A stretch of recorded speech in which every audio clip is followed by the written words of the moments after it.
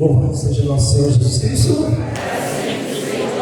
Amém. Pessoal, para aqueles que não me conhecem, meu nome é Hernando Leite. Sou casado há 24 anos, tenho 4 filhos, né? O Pedro, de 12, que está aí no meio de vocês, a Laura, de 9, o Davi, de 6 e o Arthur, de 4.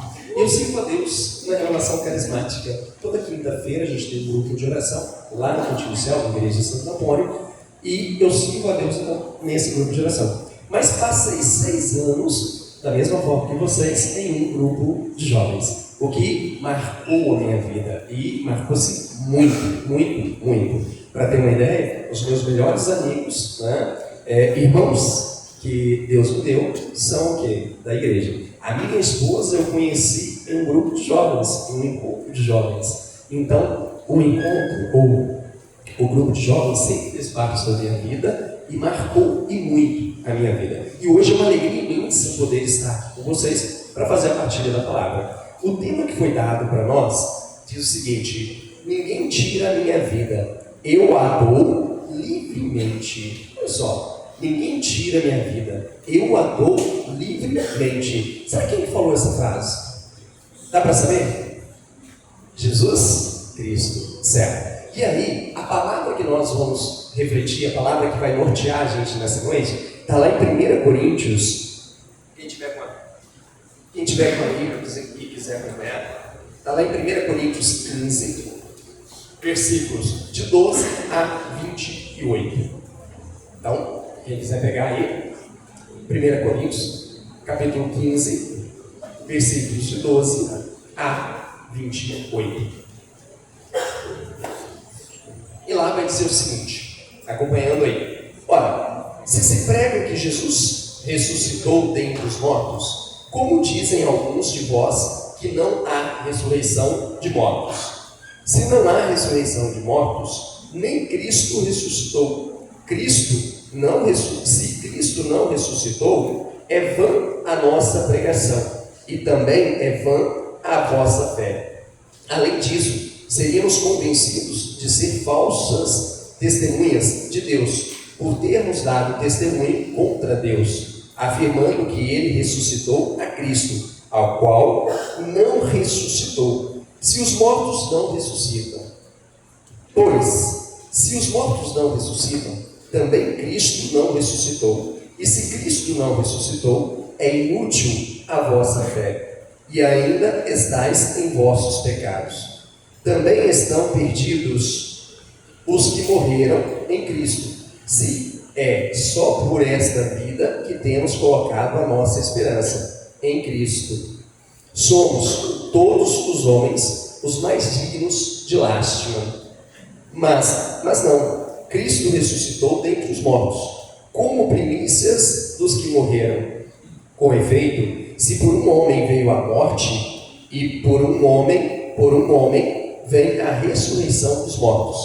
Assim como em Adão todos morreram, assim em Cristo todos reviverão, cada qual, porém, em sua ordem. Como primícias, Cristo. Em seguida, os que foram de Cristo na ocasião de sua vinda. Depois virá o fim, quando entregar o reino a Deus, ao Pai, depois de haver destruído todo o principado, toda a potestade e toda a dominação, porque é necessário que Ele reine, até que ponha todos os inimigos debaixo dos seus pés. O último inimigo a derrotar será a morte, porque Deus sujeitou tudo debaixo dos seus pés. Mas, quando Ele disser que tudo está sujeito, claro, é que se excetua aquele que lhe sujeitou todas as coisas. E quando tudo lhe estiver sujeito, então também o próprio Filho renderá homenagens àquele que lhe sujeitou todas as coisas, a fim de que Deus seja tudo em todos. Palavra do Senhor? Graças a Deus. Olha só, essa palavra ela é bem longa, ela é bem grande. E aí a gente corre o risco de ficar perdido na palavra. Mas, sendo direto e resumindo aqui, o que São Paulo está dizendo à comunidade de Coríntios? São Paulo escreve para aquela comunidade E nesse ponto específico da carta, ele vai tratar da ressurreição de Cristo. Ele vai falar da ressurreição de Cristo. Por quê? O povo ali estava meio confuso. Será que tem ressurreição dos mortos? Será que não tem ressurreição dos mortos? E aí, na cabeça daquele povo, daquela comunidade, não tinha ressurreição dos mortos. Os mortos não ressuscitavam. Mas São Paulo vai interrogá-los. Se os mortos não ressuscitam, como que Cristo ressuscitou? E é esse o questionamento que São Paulo vai dizer para eles. São Paulo vai dizer que Cristo ressuscitou e com Cristo ressuscitaremos também no último dia. É isso que São Paulo está fazendo, é isso que São Paulo está querendo dizer para aqueles homens. Então o ponto central da palavra é a ressurreição de Cristo. E a ressurreição de Cristo é o ápice da nossa fé. Nós somos cristãos. E qual é o ápice do cristianismo, o ápice da nossa fé, a essência da nossa fé? A ressurreição de Cristo. Esse é o ápice da nossa fé. Essa é a parte, mais sublime da nossa fé. Jesus Cristo ressuscitou. E se nós, enquanto cristãos, não acreditarmos na ressurreição de Cristo, vã é a nossa fé, como diz São Paulo. Ou seja, não adianta a gente falar que tem fé, mas se nós não acreditarmos que Cristo ressuscitou, então vã vai ser o quê? A nossa fé. Porém, se cremos em Cristo, se acreditamos em Cristo, ressuscitaremos também com Cristo. É isso que São Paulo está querendo dizer para aquela comunidade. É isso que Cristo, é isso que São Paulo está alertando aquela comunidade. Se cremos em Cristo, ressuscitaremos com Ele para a vida eterna. Esse é o ponto. Agora, esse tema e essa palavra, ela é muito propícia para nós no dia de hoje. Nós estamos aqui no sábado, véspera de quê? Domingo, né? Mas não é simplesmente um domingo. Amanhã inicia o que na nossa fé? Na nossa igreja? A Semana Santa. Então, essa palavra ela é muito propícia para o dia de hoje. A partir de amanhã começa a Semana Santa. E começa com o quê? Com o domingo de Ramos. E a cada dia da semana, nós somos convidados a olharmos para Jesus Cristo, a voltarmos o nosso coração, voltarmos o nosso olhar, voltarmos a nossa mente para Jesus Cristo e tudo aquilo que Cristo passou. Então esse é o momento sublime da nossa fé, é o ápice da nossa fé. Na Semana Santa, nós então refletimos, revivemos, temos a experiência de revivermos a vida, a paixão, a morte e a ressurreição de Jesus Cristo. Principalmente a paixão, a morte e a ressurreição de Cristo. E esse é o objetivo para nós. Vivermos uma semana realmente santa. Olhando para Jesus, para tudo que Jesus sofreu, para tudo que Jesus passou.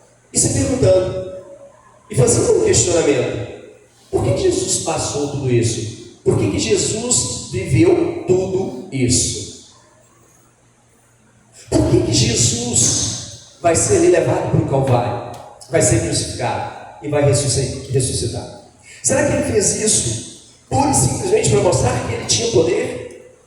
E que ele era poderoso? E que ele era mais poderoso que todo mundo? Não. Tudo que nós vamos refletir, tudo que nós vamos viver durante a Semana Santa, faz parte de um projeto de Deus para nós, para a humanidade, que é um projeto de salvação para a humanidade. É um projeto salvífico para nós. Então tudo que Cristo vai viver durante agora a Semana Santa, toda a experiência que nós teremos na Semana Santa, nós vamos então o quê? Experimentar e entender que tudo isso está dentro de um projeto de salvação para nós. E aí eu pergunto, mas que projeto de salvação é esse? Quando nós lemos essa palavra, nós vimos que São Paulo vai dizer para a comunidade de Coríntios que por Adão a morte de todo mundo, mas por Cristo a salvação entrou no mundo. Então que projeto é esse? Aí eu preciso voltar lá no Antigo Testamento para poder entender o que Deus tem para nós, para a humanidade. Qual é o projeto salvífico de Deus para nós. E aí a gente pega lá no Êxodo, capítulo 3, versículos de 1 a 5. Quem quiser pegar aí, fica à vontade.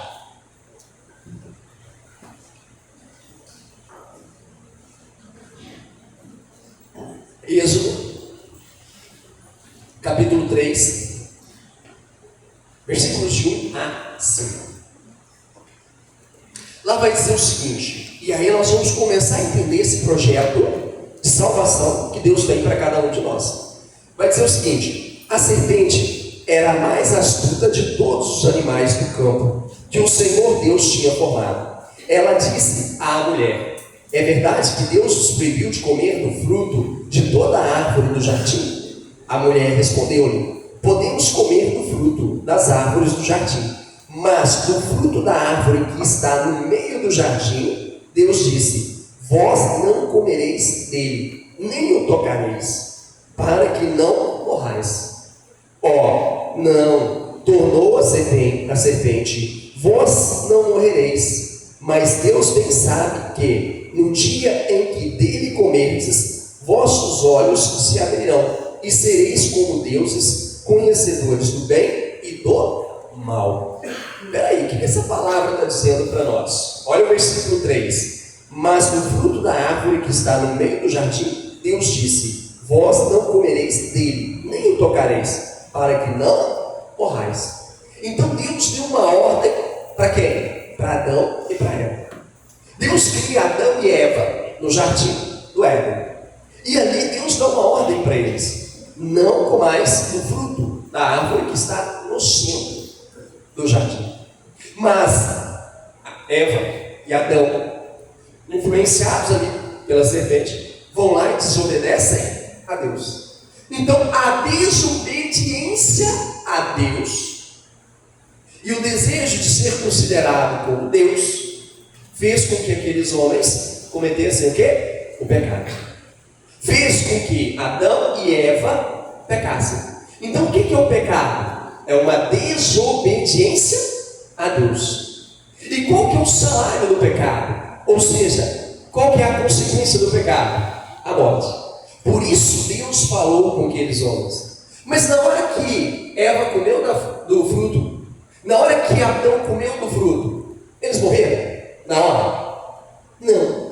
Se nós continuarmos lendo a palavra, nós vamos ver que Deus expulsou Adão e Eva do jardim. E aí é uma analogia muito interessante. Deus expulsou Adão e Eva do jardim. Qual é a consequência disso? O jardim representa a presença de Deus, a imortalidade. Ao serem expulsos do jardim, eles se tornam seres o quê? Mortais. E aí, para a gente entender melhor essa palavra, eu trouxe aqui um comentário bíblico para a gente poder entender o que essa palavra quer dizer. E lá na página 62, falando sobre o capítulo 3, ele vai dizer o seguinte: é verdade que quando o homem e a mulher comem, não morreram, porém ficam sujeitos à morte, e de fato morrerão. Então na hora que eles comeram, eles não morreram, mas ficam sujeitos à morte. Deus não nos criou para a morte, mas a desobediência de Adão e a desobediência de Eva faz com que eles fiquem sujeitos à morte. E aí na página 63, olha o que ele vai dizer sobre essa palavra. Olha só: o cuidado do Senhor Deus pela humanidade não cessa por causa do pecado, mas continua apesar dele. Olha o quão profundo é isso. O cuidado do Senhor Deus pela humanidade não cessa apesar do pecado. Adão e Eva pecaram, desobedeceram a Deus, mas Deus não parou de cuidar deles. Deus não parou de cuidar da humanidade. Então, isso é muito profundo para nós. E continuando, ele diz: a árvore da vida assume importância. Ainda não atuou como parte integrante da narrativa, mas agora, por causa do pecado, a humanidade tem negado o acesso a ela, a árvore, e é expulsa do jardim. A humanidade não consegue se apoderar da prerrogativa divina da imortalidade. Então, qual que é a consequência do pecado? É a morte. À medida que Adão e Eva foram expulsos do jardim, eles ficaram então o quê? Sujeitos à morte. Eles perdem aquilo que era a essência que Deus tinha feito para a humanidade, que é a prerrogativa da imortalidade. Hernando, como assim? Explica melhor. Vamos lá. Deus nos criou para que nós pudéssemos viver eternamente.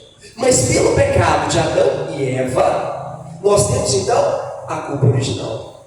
E isso fez com que aqueles homens ficassem sujeitos à morte.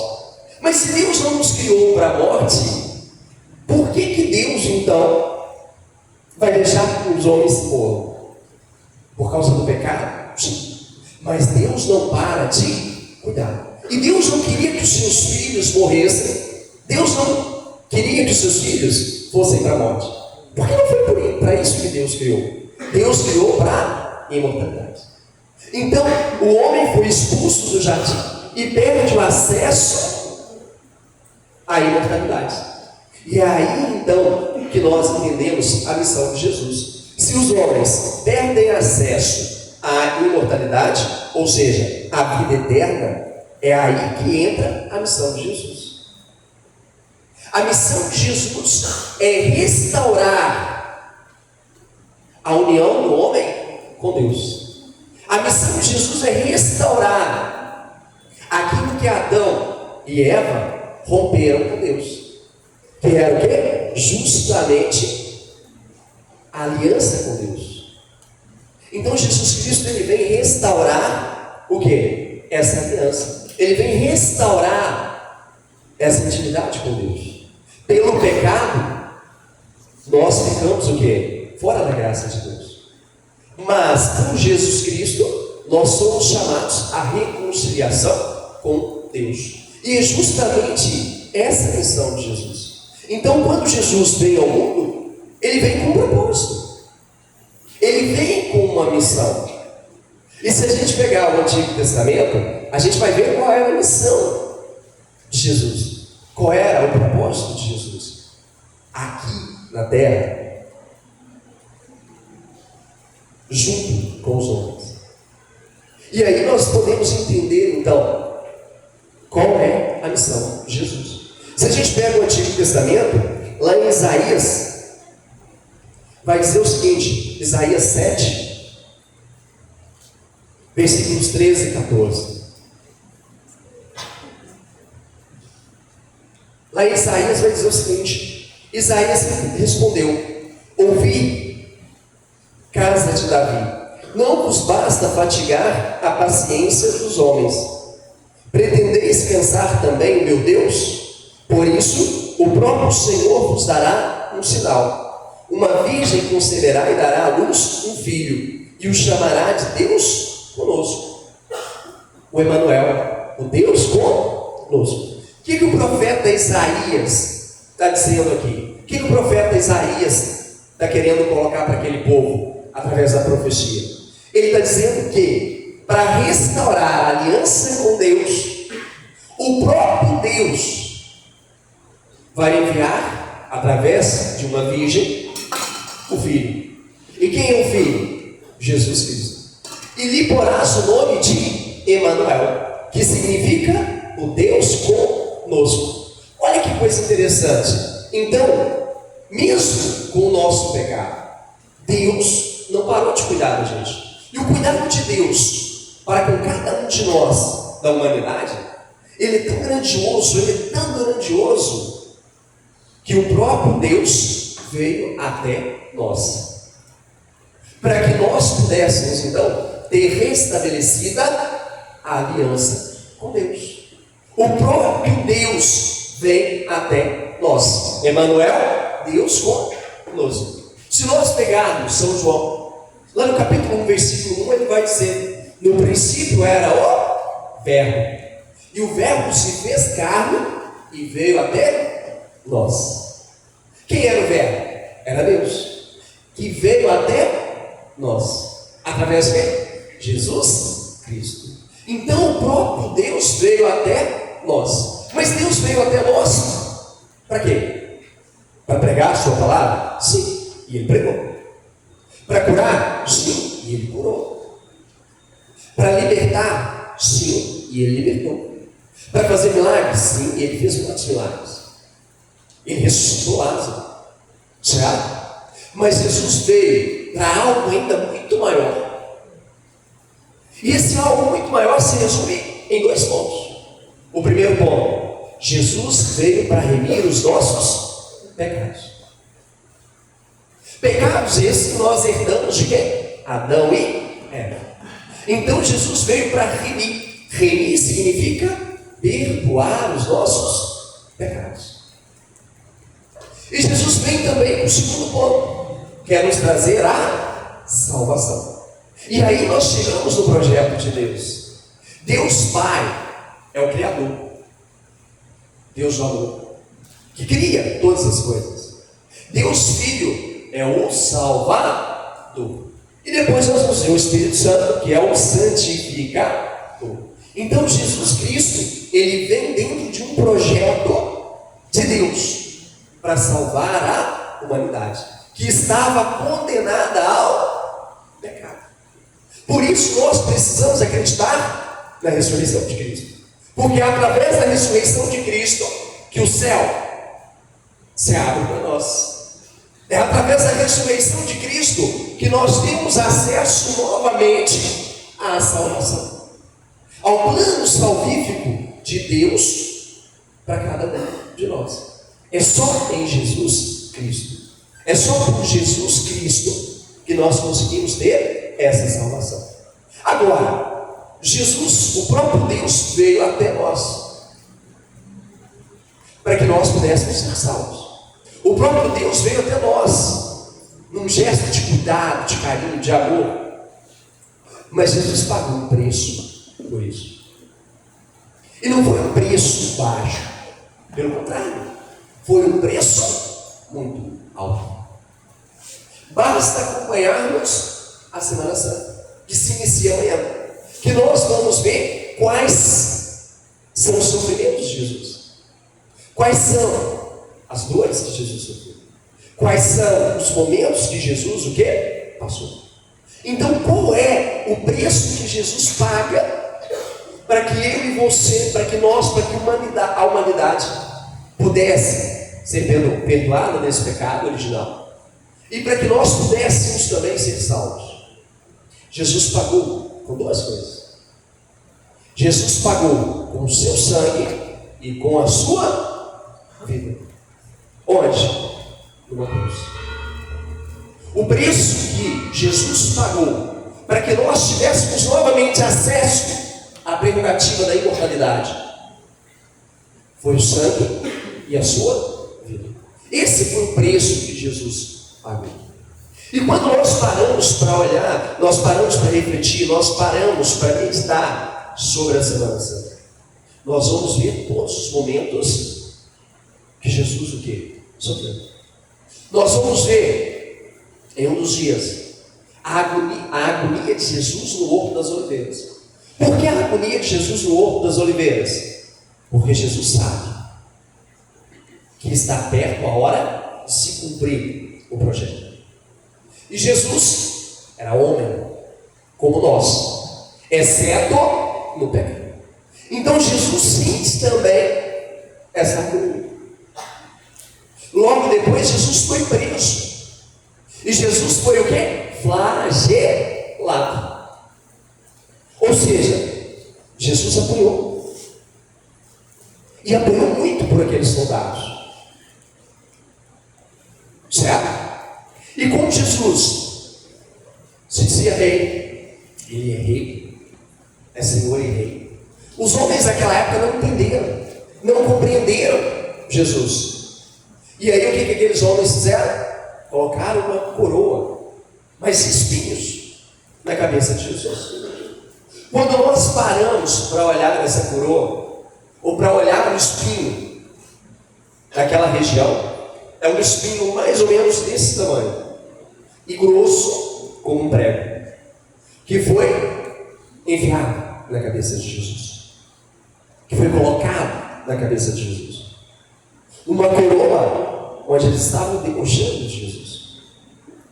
E Jesus depois então carrega a sua cruz no caminho do Calvário. Por várias vezes Jesus para. Às vezes Jesus cai. Simão de Cirene, inclusive, ajudou Jesus a carregar a cruz. Mas naquele caminho de sofrimento, naquele caminho de Calvário, quantas pessoas zombaram de Jesus? Quantas pessoas cuspiram de Jesus? Porque a palavra fala isso. Quantas pessoas abusaram de Jesus? Quantas pessoas bateram em Jesus? Até que Jesus foi então o quê? Crucificado. E ali, Jesus então, ao ser crucificado, ele cumpriu aquilo que o Antigo Testamento falava. Ele cumpriu o projeto, que era a morte na cruz. Mas por que a morte na cruz faz parte desse projeto? Jesus podia ter morrido de tantas outras formas. Se Jesus era Deus, ele podia ter convencido as pessoas de outra forma. Por que Jesus foi para o mais sofrido, que é a cruz? Porque naquela época, a cruz era para os piores criminosos. A cruz era o sinal de condenação para as piores pessoas da humanidade. Então Cristo foi rebaixado a um dos piores daquela sociedade. Por isso Cristo foi para a cruz e foi crucificado na cruz. Mas se Cristo tivesse ficado na cruz, vã seria a nossa fé. O que iria diferir Jesus dos outros homens que morreram na cruz? Mas Jesus não ficou o quê? Na morte. Jesus não ficou na cruz. Jesus o quê? Ressuscitou. E isso representa para nós então o ápice e o cumprimento da promessa. Porque ao ressuscitar, Jesus então abriu a porta do céu para nós novamente. Jesus nos garantiu o acesso à salvação. Jesus, ele nos restabeleceu na intimidade com Deus. Então, se por Adão o pecado, a morte entrou no mundo, por Cristo entrou a salvação. E qual que é a prova disso? A ressurreição de Jesus Cristo. E olha que interessante, né? O tema da nossa pregação: ninguém tira a minha vida, mas eu a dou livremente. Jesus não foi obrigado a fazer isso, mas ele sabia que era o preço que ele precisava pagar para que nós tivéssemos novamente o acesso à salvação. Por isso, nós precisamos viver essa Semana Santa de forma especial. Ela não é mais uma semana como todas as outras, mas é uma semana que nos chama a olhar para o Cristo, a olhar para o sofrimento de Jesus e não sermos irreverentes a esse sofrimento de Jesus. A Semana Santa é o momento de olharmos para Cristo e compreendermos que tudo que Cristo fez é por mim, por cada um de nós. Por isso nós somos chamados a meditar, a refletir todos os dias da Semana Santa, todo o sofrimento de Jesus, e culminar no próximo domingo, que é o domingo da Páscoa, que é o domingo da ressurreição. E lembrar sempre que apesar do pecado, Deus não deixou de cuidar de nós. Meu irmão, minha irmã, olha que coisa interessante. Apesar do nosso pecado, Deus não deixa de cuidar de nós. Então, mesmo que você tenha cometido falhas, mesmo que você tenha sido irreverente a Deus, Mesmo que você não tenha vivido conforme a vontade de Deus, Deus não te abandona. Deus continua cuidando de você. E o ápice desse cuidado, o ápice desse amor, é a vinda de Jesus. Esse é o ápice do amor de Deus por cada um de nós. É o próprio Deus que veio até nós. É o próprio Deus que veio até mim e até cada um de vocês.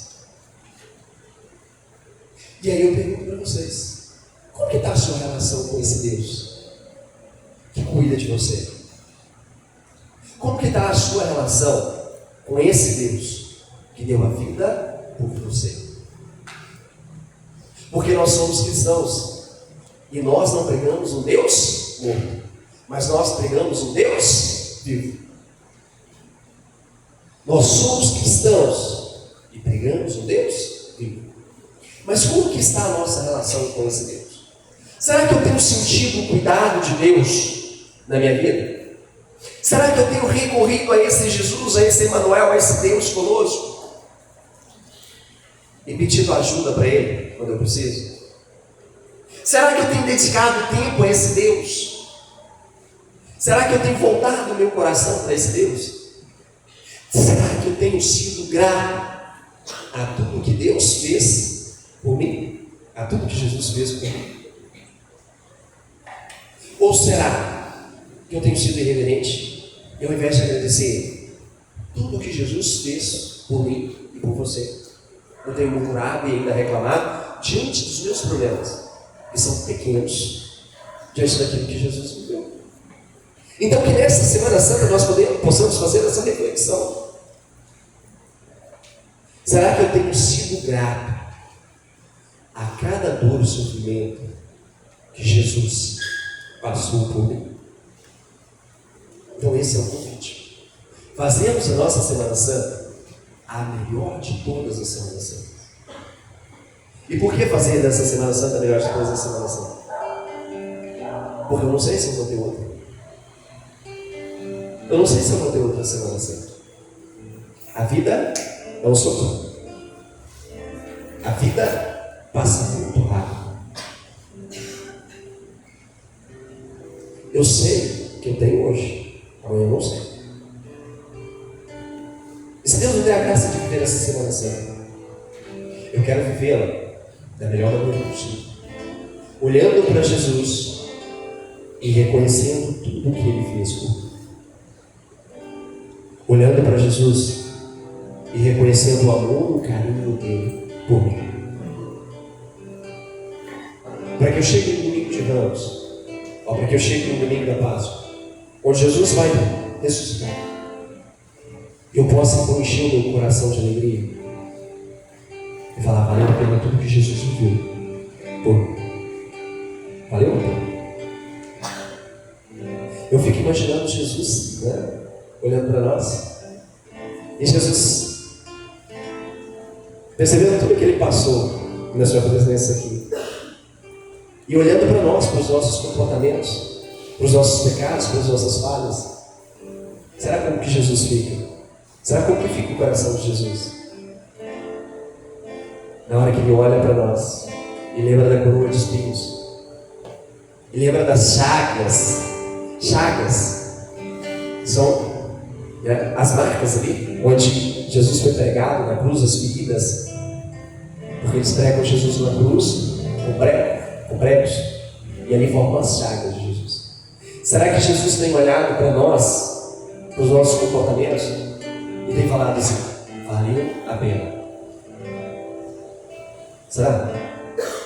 Será que Jesus tem olhado para o Irnã e falado: valeu a pena cada dor que eu passei, cada momento de sofrimento, aquela cruz, aquela lança transpassando do meu lado, valeu a pena? Será? Então que você pudesse olhar para dentro de você agora. Como? Fechando seus olhos. Feche os seus olhos. E ao fechar os seus olhos, pensa na sua relação com Jesus.